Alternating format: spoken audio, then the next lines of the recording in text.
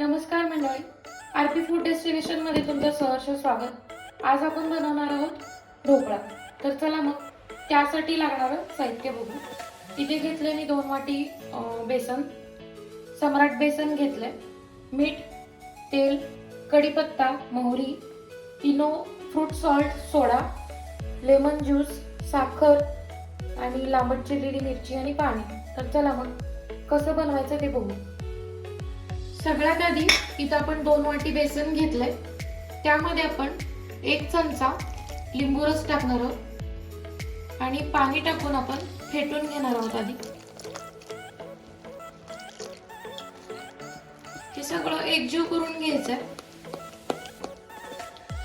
आता बेसन आपलं एकजीव करून झालेलं आहे। सगळ्यात आधी आपण कढईत पाणी घेतलंय, त्याच्या खाली प्लेट ठेवून मी त्याच्यावर भांडं ठेवलंय, त्या भांड्याला तेल लावलंय।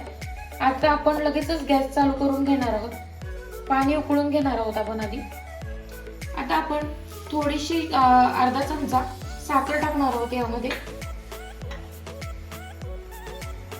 चवीनुसार मीठ। आता हे आपलं सगळं एकजीव झाल्यानंतर आपण त्यामध्ये इनो फ्रूट सॉल्ट सोडा टाकणार आहोत। अर्धा चमचा आपण इनो सोडा टाकलेला आहे, त्यावर आपण पाणी टाकायचे थोडंसं।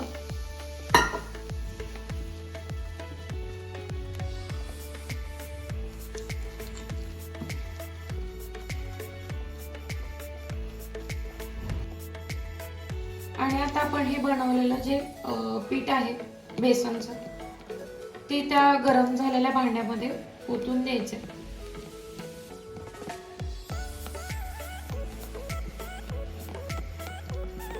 एकदम अशा यामध्ये बुडबुड्या आल्या पाहिजेत, तर फेटून जास्त पण फेटायचं नाहीये। आता यामध्ये आपण टाकून द्यायचे।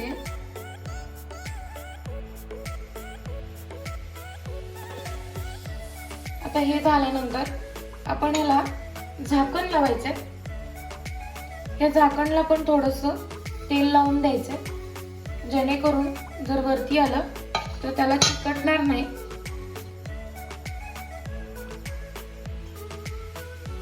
त्याच्यावर अजून एक झाकण ठेवायचंय।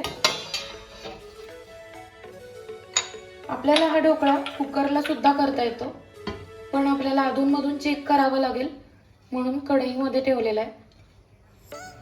त्याच्यावर जास्त वजनाचं काहीतरी ठेवून द्यायचं असं।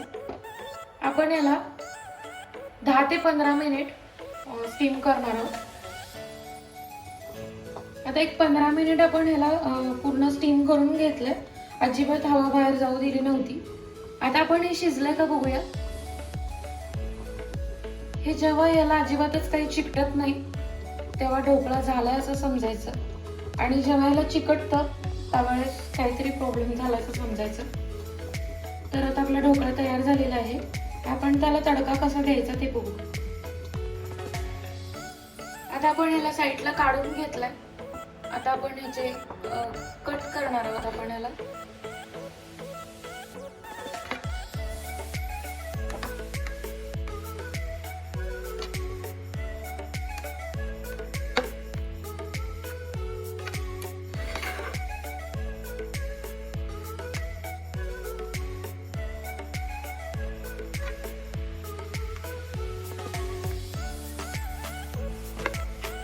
आणि आता यावर आपण तडका देणार आहोत मोहरीचा, जिऱ्याचा।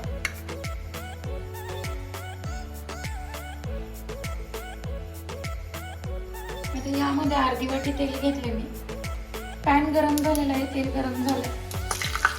आपण याच्यात 1 चमचा मोहरी टाकले, कढीपत्ता, 3-4 तुकडे केलेल्या मिरच्या, अर्धा चमचा साखर,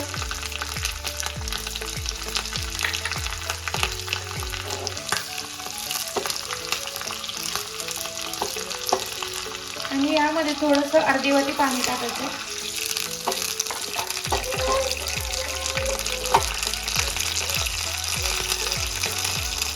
आता हे आपण यावर टाकून घेणार आहोत।